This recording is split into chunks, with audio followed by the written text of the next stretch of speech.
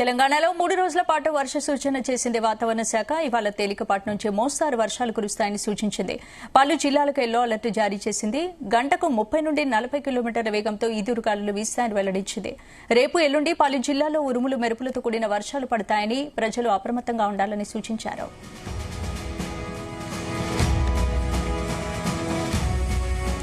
ఇదే అంశానికి సంబంధించి పూర్తి అప్డేట్స్ మా ప్రతినిధి రాజు పటేల్ అందిస్తారు. రాజు పటేల్. గుడ్ ఈవినింగ్ స్పందన.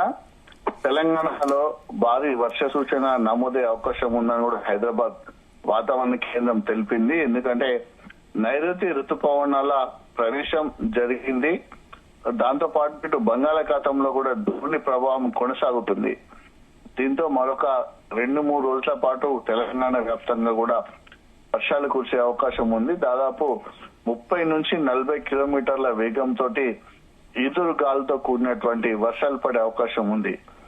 పగటిపూట ఉష్ణోగ్రతలు సాధారణం కంటే కాస్త ఎక్కువగా నమోదవుతున్నాయి. ఎందుకంటే ఇప్పుడు మనకు అంటే సాధారణంగా మన కార్తీల పరంగా చూసుకుంటే రోహిణి కార్తె కంప్లీట్ అయిపోయింది. ఈ రోజు నుంచి మృగశిర కార్తె అంటారు. అంటే మృగశిర కార్తెలో ముసురు వాహనాలు కురుస్తాయి.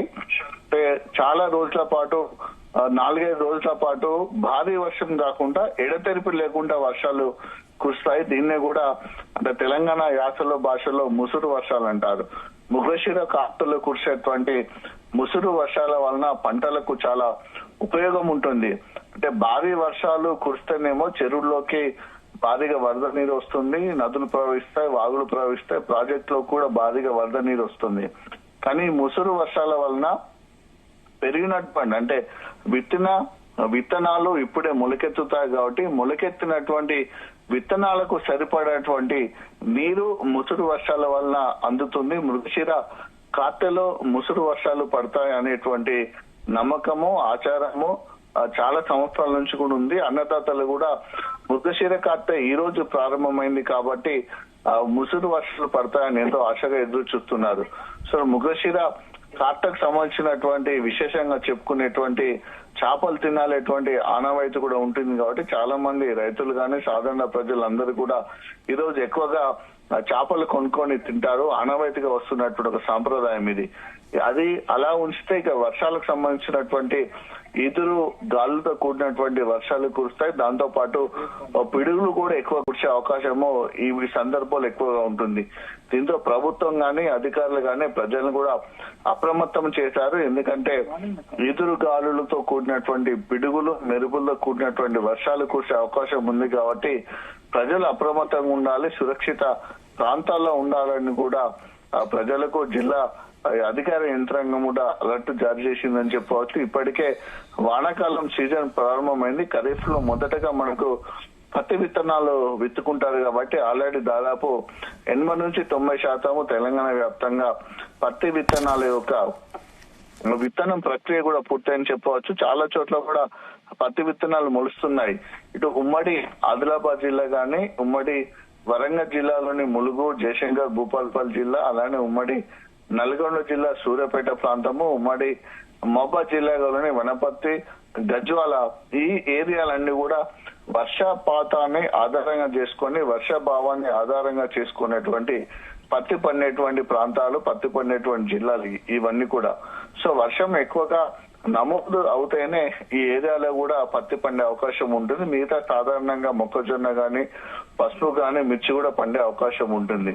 ఉమ్మడి కరీంనగర్ జిల్లా గాని, ఉమ్మడి వరంగల్ జిల్లాలోని కొన్ని జిల్లాలు మాత్రము మనకు ఆయకట్టు ఎక్కువగా ఉంటుంది. అంటే ఇటు గోదావరి బేసిన్ ప్రాంతంలో ఉన్నటువంటి ప్రాజెక్టుల ద్వారా గాని, అటు కృష్ణా నది బేసిన్ లో ఉన్నటువంటి ప్రాజెక్టుల ద్వారా గాని, చెరువుల కింద ఉన్నటువంటి ఆయకట్టు ద్వారా గాని కూడా సాగునీరు ద్వారా కూడా పంటలు పండే అవకాశం ఉంటుంది. ఇవన్నీ కూడా ఎక్కువగా వరి పంటకు సాగునీరు అందే అవకాశం ఉంటుంది.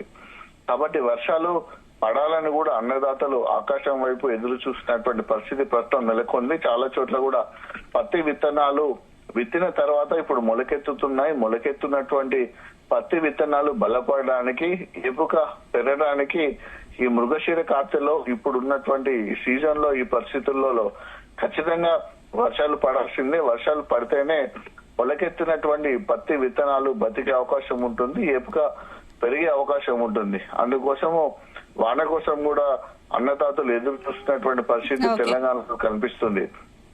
ఇక నైరుతి ఋతుపవనాలు ప్రవేశం అయితే జరిగింది కానీ అవి కాస్త బలహీనపడము, ఆ ద్రోణి ప్రభావం కూడా ఎక్కువగా లేకపోవడం తోటి వాతావరణ కేంద్రం నుంచి అందుతున్నటువంటి సమాచారం మేరకు భారీ వర్షాలు పడతాయని చెప్తున్నప్పటికీ కూడా వాస్తవంగా ఆ పరిస్థితి అయితే మనకు కనిపించడం లేదు. ఎందుకంటే పగటి పూట కూడా చాలా హీట్ ఉంటుంది, ఉష్ణోగ్రత ఎక్కువగా పెరిగిపోతుంది. సాయంత్రం కాలంలో చాలా వాతావరణం చల్లబడుతుంది, మబ్బులు కమ్ముకుంటున్నాయి. సో ఈ పరిస్థితుల్లో వర్షాలు పడతాయని కూడా అన్నదాతలు ఎదురు చూస్తున్నటువంటి పరిస్థితి అయితే మనకు కనిపిస్తుంది. మొత్తానికి రాబోయే 2-3 రోజుల్లో వర్ష సూచన అయితే ఖచ్చితంగా కనిపించే అవకాశం ఉంది. Right, thank you Rajput.